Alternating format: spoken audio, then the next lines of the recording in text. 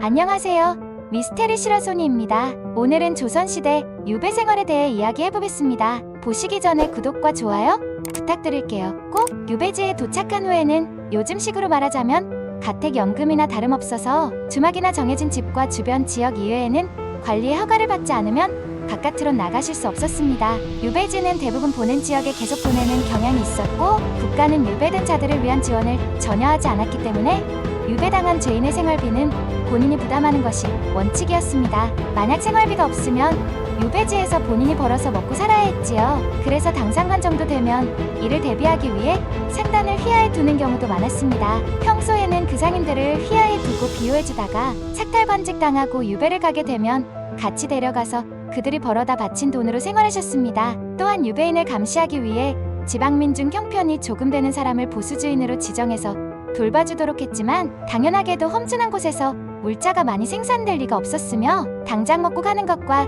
조정으로 보낼 세금까지 생각하면 유배당하는 자까지 챙길 여유가 없다는 것은 기정사실이었습니다. 그래서 유배 온 사람은 자급자족조차 어렵고 험악한 환경에서 동네 사람들에게 구걸로 연명하거나 제대로 된 의식주를 챙기지 못하는 경우가 압도적이었습니다. 가끔 가족들이 물건을 보내는 경우가 많긴 했지만 워낙 멀고 험악한 지역인지라 제대로 전달되기 힘들었습니다. 당장 제주도에 기양 온 추사 김정희의 경우는 집에서 보내온 음식물에 태반이 썩어서 버렸고 젓갈류만 그나마 먹을 수 있었다고 합니다. 아들에게 보내는 편지에서도 젓갈을 더 보내달라고 하셨을 정도였습니다. 이것도 역적으로 몰리는 경우에는 가족, 친지, 친구 등이 대부분 사분오열되고 엄중한 처벌을 받기 때문에 제대로 지원해주기 힘들었습니다. 그래서 일부러 영양가 떨어지는 음식을 먹여 죽게 만드는 사례도 있었다고 하며 쌀가루와 소금만을 개어 먹여 영양실조 상태로 죽게 한 사례도 있었다고 전해집니다. 이 부분에서 전하께서 더욱 마음이 아프셨을 것입니다.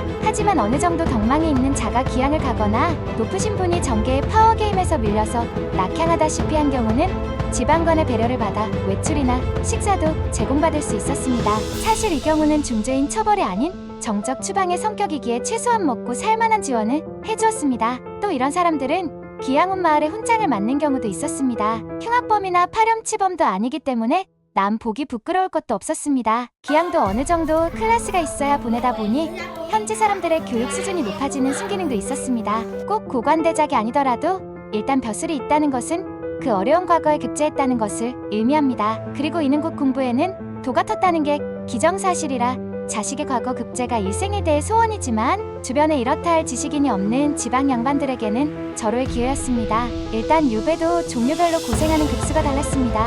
가장 심한 건 대역죄인들이 받는 미래한 치형이고 가장 가벼운 유배형으로는 본인이 원하는 곳을 스스로 고르게 하는 자원부처를 들 수 있습니다. 이 경우면 자기나 처가의 농장이 있는 곳으로 가면 되니 편하게 지내실 수 있었습니다. 또한 서울에 들어오는 것만 금하고 아무데나 다닐 수 있게 하는 경우도 있었습니다. 이 경우면 중앙정계에서 잠깐 빠져서 머리 좀 식히거나 반성 좀 하고 오라는 것이니 곧 복귀하는 게 기정사실이었습니다. 따라서 이런 경우는 지방민이나 지방관들이 잘 대해주었습니다. 그것 때문에 이른바 유배 음식이 발달하게 되었습니다. 아무리 유배를 왔다고는 하나 유배당하기 전 매우 높은 사람이고 그래서 얼마 못 가 유배가 풀릴 것이라 예상했기 때문에 해당 지역 주민들이 그 유배자에게 상당히 좋은 음식으로 대접했습니다. 단순히 나중에 불똥 튈까 무서워서가 아닙니다. 이렇게 유배 온 사람들은 일반 잡범이 아니라 정계의 거물들이고 당연히 지역 수령하고도 직접 안면이 있거나 하나 건너 아는 사이이기 때문입니다. 그리고 이 기회에 중앙 정계의 유력 인사와 친해지는 것은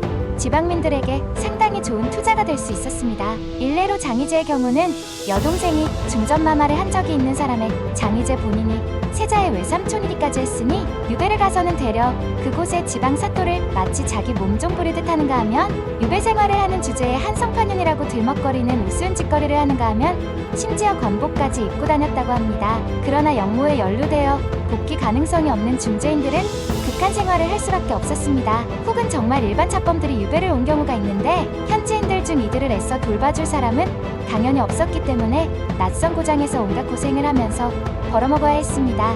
안도환이 쓴 유배가사 만원사에 따르면 동네 아이들로부터 늙다리, 꺽다리 하는 식으로 기양다리라고 놀림받는 것은 예사예요. 다시는 얹혀 사는 현지인에게 밥값을 못한다고 눈치를 받자 어떤 집에 들어가 구걸을 하는데 그 과정에서 과거엔 거들떠보지도 않았을 노비들에게 굽실거리기까지 했습니다. 그렇게 얻은 보리 한 말을 엉거주춤한 자세로 직접 등짐까지 져가며 주인 집까지 가져가니 주인이 모처럼 밥값을 했다면서 빈정거리고선 오늘 저녁밥은 많이 먹으라며 밥을 퍼다 주는데 안도환의 입장에선 당연히 빈정거림도 싫고 고봉밥도 싫었던 모양입니다. 결국 노끈 꼬는 일로 부업을 시작하여 겨우 입에 풀칠을 하기 시작하는 굴욕을 맛보았습니다. 오늘 영상은 여기까지입니다. 당신의 생각을 댓글로 남겨주세요. 시청해주셔서 감사합니다.